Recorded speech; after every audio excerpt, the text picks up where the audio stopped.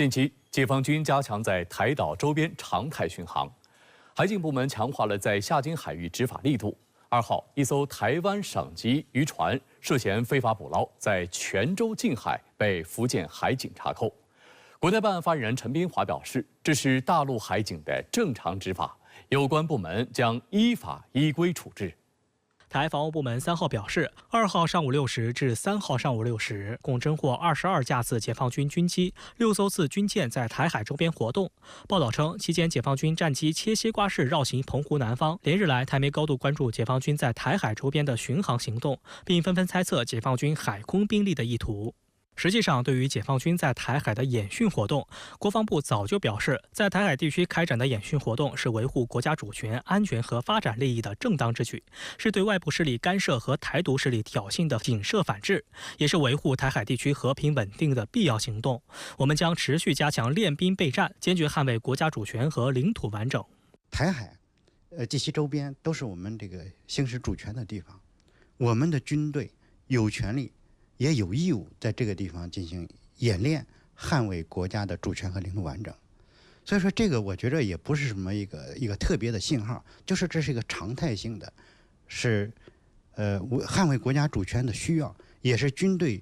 训练的需要。 此外，中国海警局新闻发言人刘德军证实，7月2号，福建海警为泉州近海依法登检查扣一艘涉嫌非法捕捞的台湾省级渔船。该渔船违反福记休渔规定，在底拖网禁渔区线内违规拖网作业，且使用的网具远小于国家规定的最小网目尺寸，破坏了海洋渔业资源和生态环境。期间，台有关船只试图干扰我正常执法，福建海警依法予以警告驱离。 深圳卫视记者注意到，6月15号，海警机构行政执法程序规定正式实施。6月17号，菲律宾派出船艇非法闯入中国南沙群岛仁爱礁邻近海域，企图向非法坐滩军舰运送物资。中国海警依照海警机构行政执法程序规定，对非船艇依法采取警告拦阻、登临检查、强制驱离等管制措施。 这是中国海警首次开展对外执法行动，而7月2号，福建海警查扣一艘台湾籍渔船，则是海警新规实施后首次对台湾地区渔船进行执法行动。 台湾海巡部门3号也证实，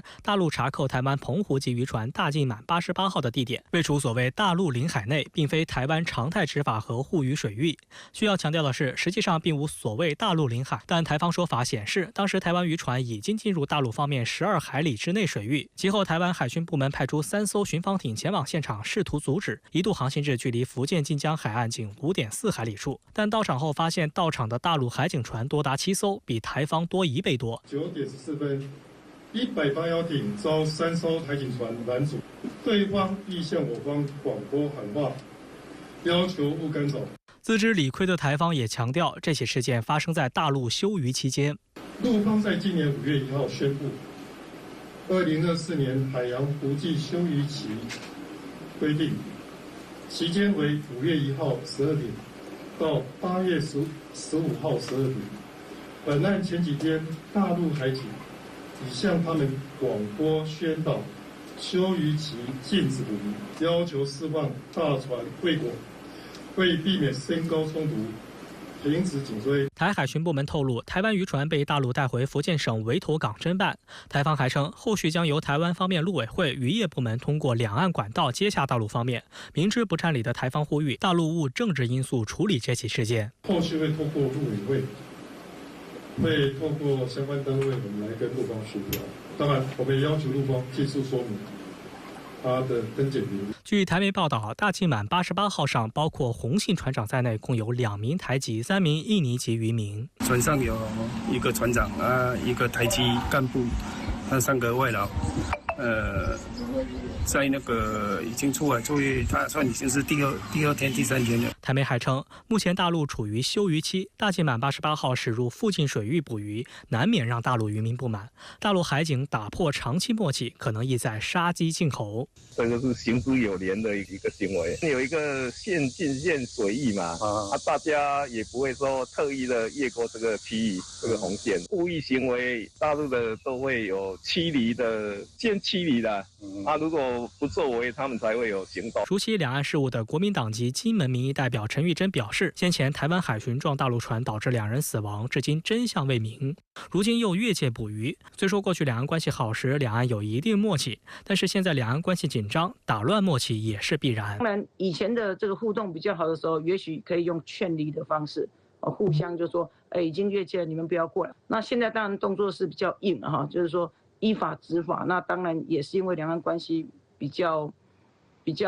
紧绷的关系。那0214事件没有解决，我觉得都一定会影响到所有后续两岸关系的这个发展，这个是没有办法回避的问题啊。据岛内媒体统计，自2003年到这次之前，一共发生过3案，共17艘台湾渔船遭大陆执法部门登检扣押。这3案都是违反大陆服役休渔期，其中11艘缴清罚款后释放，6艘现场协商，最后由台湾方面带回处理。上次类似被扣事件发生在2007年7月。香港中评社分析指，大陆海警登检并带回台船是执法大动作，背景事由都很清楚。近期民进党当局顽固坚持台独分裂，不断进行挑衅对抗，大陆更强势反击是意料中事。大陆海警登检并带回台船可能仅仅是开始，大的动作还在后头。民进党当局不断挑衅对抗，需为由此造成的后果负责。那么大陆的这个执法船在金厦海域执行公务，它是理所应当的。那也就是说，我们未来会把这个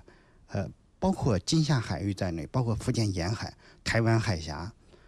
那么进一步的去扩大这样一个执法的范围，那么捍卫国家主权，那么行使管辖权，这是理所应当的一件事情。我觉得台湾当局就是进行这种海上冲突的炒作，他有他的私心在，他不希望大陆在这些区域行使管辖权。但是这个可能它是单方面的一种想法，是不可能得逞的。